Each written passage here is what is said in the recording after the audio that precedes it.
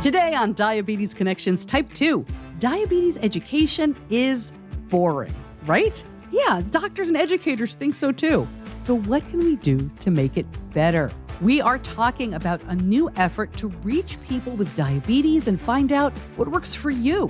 I'm talking to Dr. Bill Polonksy from the Behavioral Diabetes Institute. This podcast is not intended as medical advice. If you have those kinds of questions, please contact your healthcare provider.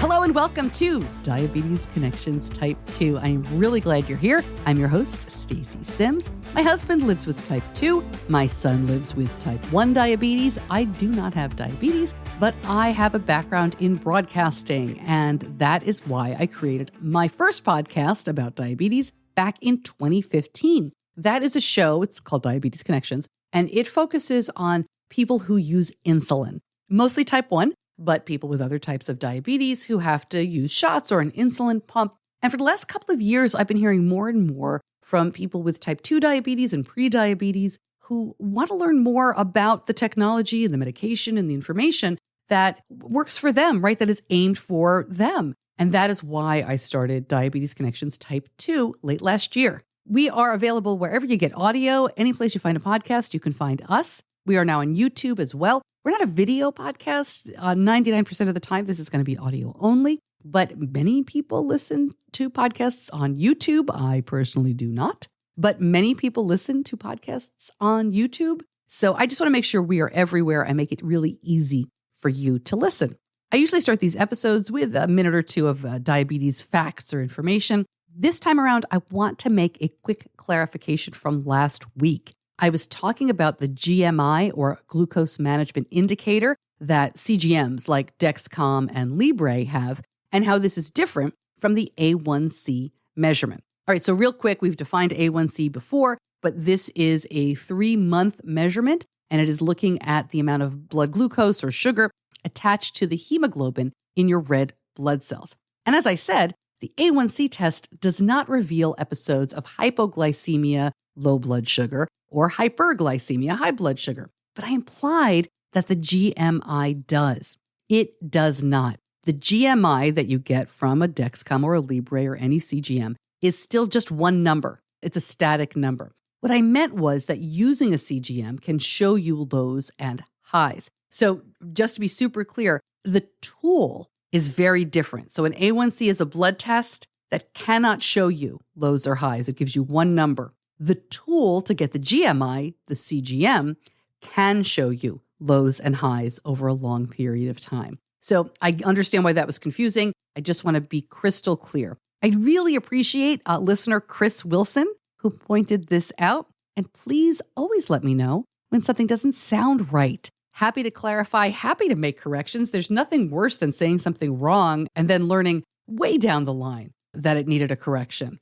So big thanks to Chris. And please always get in touch if you have any concerns. All right, so you may remember that back in January, actually our first episode of this year, I spoke to Dr. Bill Polonksy. He was recruiting for a paid Type 2 study about glucose monitoring. Great news. You guys came through big time and they have enough people for that. Better news, he's got another study for you, and it is also paid. This one is really interesting. How do you make boring diabetes education classes better? If you are not familiar, Dr. Polonksy is truly one of the good guys in the diabetes world. He is the president and founder of the Behavioral Diabetes Institute, which is dedicated to helping people with diabetes live long, healthy, and happy lives. That is so important because, as he says, addressing these real-life emotional aspects of diabetes is critical for long-term success, yet often they are given little attention in common medical practice. And I bet a few of you listening right now are already reaching to turn this off because you're like, I don't need any of this happiness woo-woo stuff. Give me my medication and my meter or my CGM, and I'm good to go. Please listen, because what Dr. Polonksy has to say is so spot on. It's so important. It's something that your doctor probably hasn't talked to you about. And hey, you're going to get a chance to get paid if you want to do this study. My conversation with Dr. Polonksy right after this. US Med sets the bar high when it comes to diabetes care. US Med excels in customer satisfaction, ranking #1 in Dexcom customer surveys. And online, They're number one in Google and Facebook customer ratings among large national diabetes DMEs. With over 1 million satisfied diabetes customers since 1996, they've perfected the art of delivering better service and better care. From insulin pumps to diabetes testing supplies and the latest CGMs like Freestyle Libre 2 and the Dexcom G6, they've got you covered. Plus, they accept Medicare nationwide and collaborate with over 800 private insurers. US Med, your trusted partner in diabetes care. Your health, satisfaction, and peace of mind are their priority. Visit usmed.com/Stacy. That's usmed.com/STACEY. Dr. Bill Polonksy, welcome back. How are you doing? Excellent. It's very nice to be here with you, Stacy. Thanks. It's always great to talk to you. Last time you and I sat down, you had a study. You were looking to enroll participants with type 2 diabetes. Before we jump into what's new, I assume that is done. You're finished enrolling for the type 2 study where people either got a continuous glucose monitor or a finger prick meter. You're good to go? Yes, we're all done. And a lot of it was thanks to your help and thanks to everyone who came and filled out our initial questionnaire so we could see if you qualified. And we were very pleased with that. In fact, we're so pleased. The study's now closed and I'm on to the next study. So it's very exciting. All right, so let's jump in. What are you looking for now and what is the study looking at? Okay, well, let me work backwards. Let me tell you what it's about, and then we can talk about it. So the work we're doing now is our idea is we're trying to address a really big problem for people with diabetes, and particularly for people we see in America for people with type 2 diabetes. And it has to do with this little secret about diabetes education programs in this country. And as many of your listeners may know, there's all sorts of group diabetes education classes and programs around the United States. They're often run by nurses and dietitians and what we used to call CDs and people who really know their stuff and are wonderful folks. But unfortunately, many of those programs are just incredibly boring. And many of them aren't, but lots of them are incredibly boring and therefore not very useful. Our big interest has been to consider what can we do to reinvent or at least revitalize diabetes education for folks to make the process of learning about diabetes so cool and create such enthusiasm that people will, well, not be thrilled about having diabetes, but feel like, I can do this and feel engaged and want to take it on, as opposed to what we so often see, which is that the education process is in fact demotivating for folks. Yeah. So that's our big picture idea. Like we really want to do something like that. And so what we're doing is this project to try out different things to see what really works. And the idea really is to say, there's two things we are doing in the reinvention of our diabetes education program. One is it's not about lecturing people at all. It's really about coming from people's questions and their concerns about what's important. So it's very, very personal. And it's very based on people's own self-discovery with their own glucose monitoring systems. I'll give you an example. It's really boring to go to a diabetes education program and hear somebody give you a lecture about how you should eat well with diabetes. I mean, my God, especially if there's like someone showing you plastic food or things like that. I have to interrupt you because I have been through exactly that. And so has my husband. My son was diagnosed with type 1 and luckily we had a pretty dynamic person. Yeah. But my husband went to a cardiac diabetes thing and they spent 20 minutes on how to read a food label, which he said that could be enlightening for some people, but it was so boring. It wasn't what he needed and he never went back. And that's exactly what happens. In fact, we've seen studies where what we see is in these diabetes education programs, there are multiple sessions. Yeah. Very few people ever make it through all the sessions because they do exactly what your husband did. They just go, ugh, this is ridiculous. I mean, again, the obvious point is class that's going to teach you how to read a food label for most people is just, I'm sorry, dumb. But what's smarter if we say, tell you what, you've got a glucose monitor. How about let's eat anything and watch what happens? By simply checking one's blood sugars before you eat and by checking your blood sugars after, whether that means you've got a regular old glucose monitor, whether it means you have a continuous glucose monitor. Let's individually show how people that can look at their own stuff.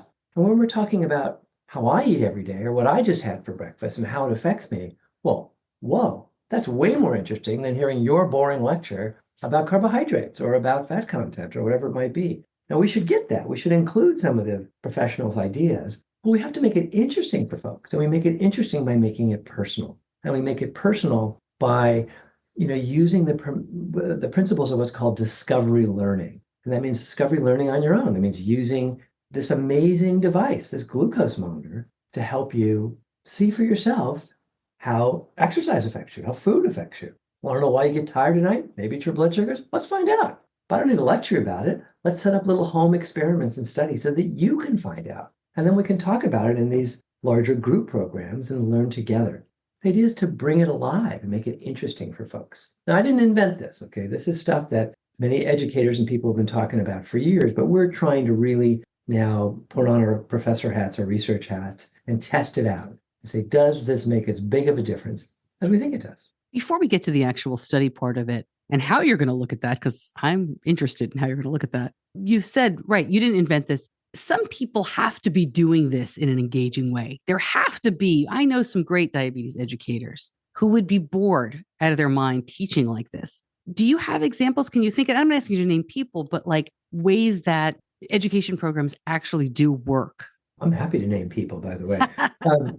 So, one of the people who probably made the biggest difference in the field is Marty Fennell and her colleague Bob Anderson at the University of Michigan School of Medicine, who have been leaders in, using what's called the empowerment approach. And really this idea of saying we start education by starting where people are. We start with their concerns and their questions without any kind of lecturing ever. They've been a big, wonderful source for me to appreciate these changes. And they've been pitching this for many, many decades. But this opportunity to really test that out in concert with what we now understand about the value of glucose monitoring and continuous glucose monitoring really is something somewhat novel and someone new. But yeah, and there's other examples like Marty, like what Bob did originally, my old colleague Betty Brackenridge in Arizona, doing programs on discovery learning for years.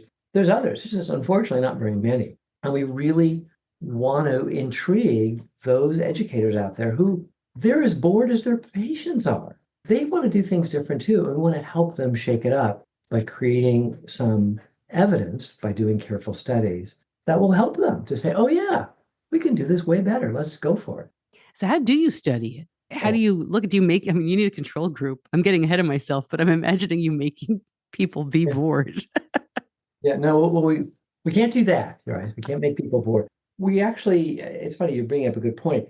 We can't do this study as carefully and thoroughly as we might like, because it would be way too expensive, because we'd actually have multiple different kinds of control groups, like talking about angels dancing on the head of pins, but that's just what we often think about academia. So we're compromising. And what we're doing is we're doing two diabetes education programs that are similar, but they have one important difference. Both of them use this new model, but in one of them, people are going to be using their own glucose monitor, their own strip glucose monitor.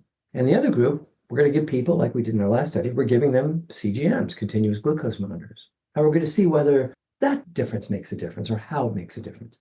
I feel confident that just even in the arm of our study, because it's not actually a control group, where we're doing diabetes education the right way, and we're helping people do what's called structured glucose monitoring. We've done some work on this in the past. We think that can be really important.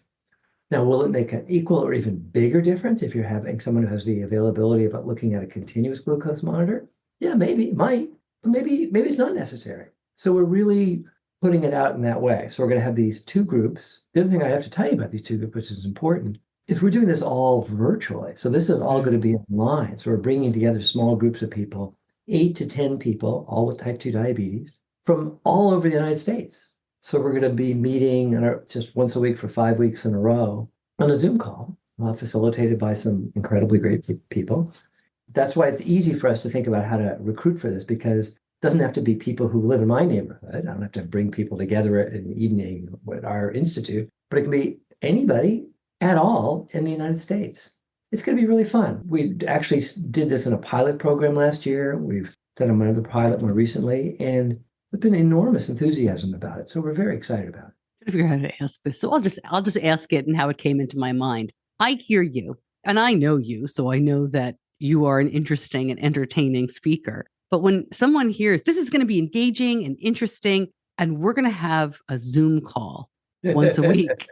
I don't want to ask you to sell it a little better, but it doesn't sound that dynamic. Well, to be fair, I do think it'd be way better to do it in person. I'd much rather do it in person. Yeah. And I think it is a bit of a challenge. And that's why I'm so glad we've actually done this whole pilot program, which we did last year and published, because I wasn't so sure if it would work either.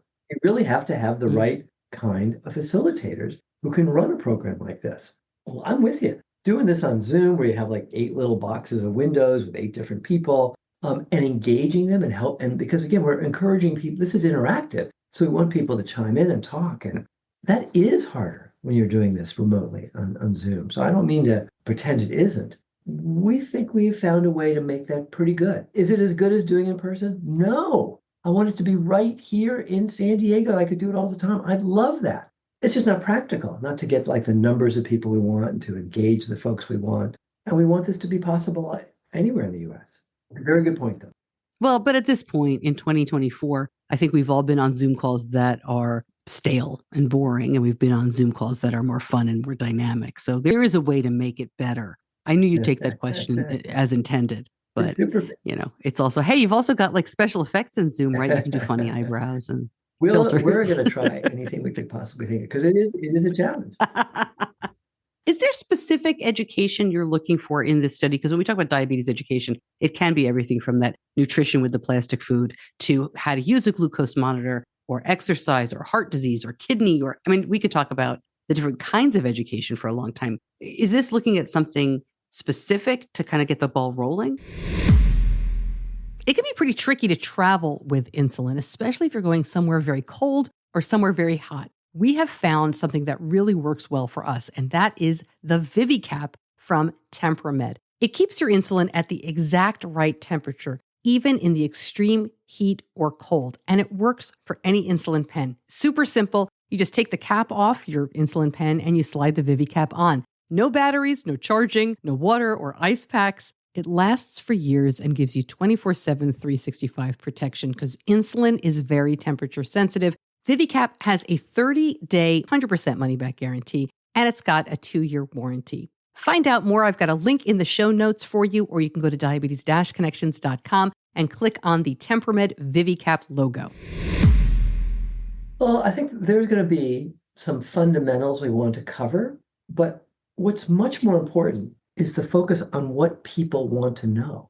That the majority of these people are going to have been living with type 2 diabetes for at least a couple of years. And even before that, people have incredibly interesting perspectives and thoughts and feelings about diabetes, perhaps because they've had relatives or they've seen things in the news. And oftentimes their thoughts and beliefs and what they think are facts are completely wrong, but they have opinions, they have thoughts. So we're much more interested in focusing on, you've been living with diabetes. What are your concerns? What are your questions? What have you always wondered about? And so the focus is really on that. And that's why it can be more engaging, more interesting. Because we're not here to say, okay, we're going to spend the next hour talking about the importance of exercise. No, what do you want to know? Now, having done programs like this a lot, I can tell you that when you do this, when you start by asking people, what are your concerns? What are your questions? What's driving you crazy? What have you always wondered about? It always leads to the important things that need to be discussed anyway, always. So it's really not a concern. But when you do it that way, the other advantage, not only is it more respectful of the audience and the people you're talking to, it again is just more engaging. You're going to be way more interested, even on the frickin' Zoom call, if we're talking about your concerns, not some blah, blah, blah. So what do you need?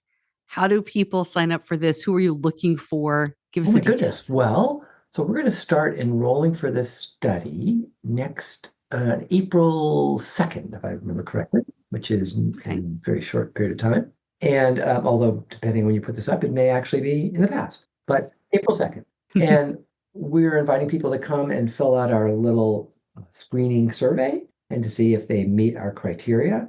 They're pretty simple. You have to have had type 2 diabetes for less than 5 years. You have to live somewhere in the United States, not too hard. You have to be in not the world's best control of your diabetes. So we're looking for people who hopefully know about the A1C test and have had one ever. And we're looking for people ideally who have an A1C that they remember was like over 7.5%. I think there's a couple things like you own a glucose monitor. There's a couple of small things, but those are the biggies are, do you live in the US? Do you have type 2 diabetes for less than 5 years? And is your A1C higher than, is it 7.5% or higher? And in truth, if you meet our screening criteria, one of the things we do is we're going to send you a home A1C test kit because we want to document what your A1C is right now. And we're going to send you one later because one of the things we're going to be looking at in this study is, did being in this program even change anything? And we're going to be paying people for doing that A1C test kit and filling out a questionnaire. We're going to reach out to them a few months later and ask them to do it again. We're going to pay them again, pay them more. And we're going to then contact them 3 months after that and ask them to do the exact same thing and pay them even more. So I hope they won't want to do it just for the money, but we're hoping this will be at least keep people engaged and willing to do this.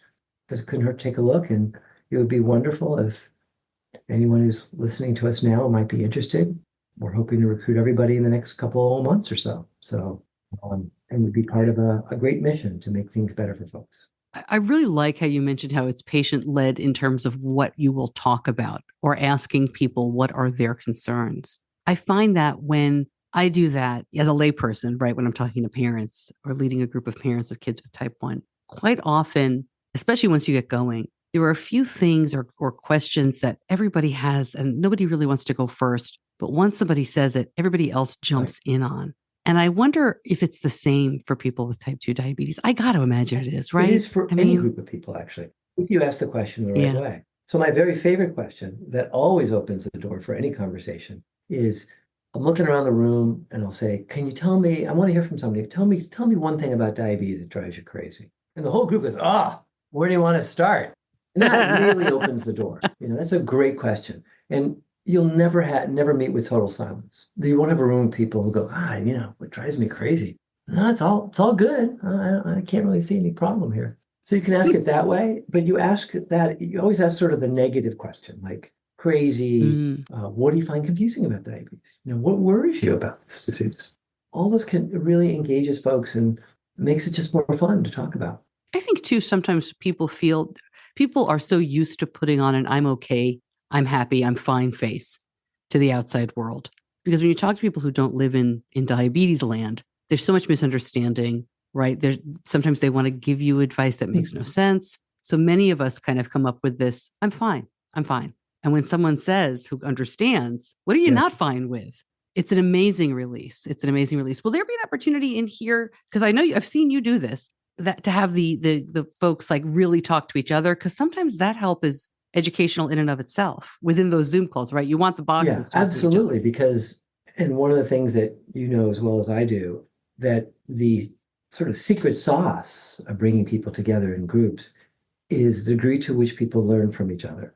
And it's just the magic. It's nice to know, for example, that when someone says, I'll tell you something that's driving me crazy, it's X. It's nice to know, what do you mean everybody else is thinking the exact same thing, right? So it's nice to know you're not alone. People often have helpful suggestions, I've been there, done that. And if they don't have helpful suggestions, at least commiseration is awesome. This sucks. So we found that in every group we've ever done. In fact, if you have time, I'll tell you a quick story. In the group programs that we've run at our institute for many years, oftentimes at the end of any program we would run, when I was running it, I would usually say, hey, we're all finished now, we're leaving. We've been meeting here for a while. I'd like to just go around and ask each of you, what's this been like for you? What's this been like being in this group?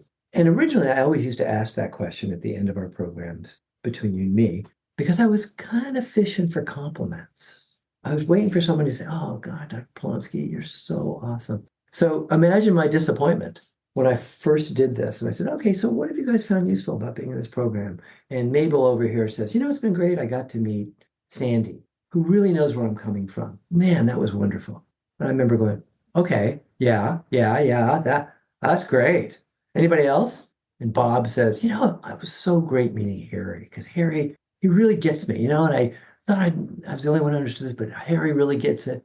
And then I was getting more upset, like, okay, anybody else? But it took a while to realize, once I got over my own ego problems, that, my job for so many of our group programs, I'm just the host of the party. And as the host of the party, if I could just introduce my guests, I'm going to have a great party, and people are going to really like it. And there's that, it's how we make use of the magic of that secret sauce of helping people support each other. That it just always happens. Amazing. I love it. All right. Before I let you go, one last question about this project. What's your real big hope here? Study's done. Everybody's happy. Everybody's learned a bunch of stuff. You've got all the data. What would happen in an ideal situation? Such a great question. So my hope is at diabetes education programs all over in America are going to go, wait a minute, we've been doing this all wrong. Oh my God. We have to start incorporating a non-lectury approach where we really start by focusing on people's concerns and questions, which, by the way, really is going to require them to retrain their staff. And that every person in every diabetes education program has to have a glucose monitor, perhaps a continuous glucose monitor, perhaps a regular monitor. But that becomes the heart and soul of this program, so that you can use these principles of discovery learning so that people can learn on their own. And together in a group setting, how things affect them and why this is so cool, not off-putting, not stigmatizing, not bad. I hope we're going to just instigate enormous change all over the country, and which will make a big difference for folks with type 2. I love it. This is wonderful. We will definitely get the word out. Thank you so much for joining me and sharing your expertise, and keep us posted on how it's going. I absolutely will. Thank you. You're awesome. I can't tell you how much I appreciate the chance to see you and talk with you again.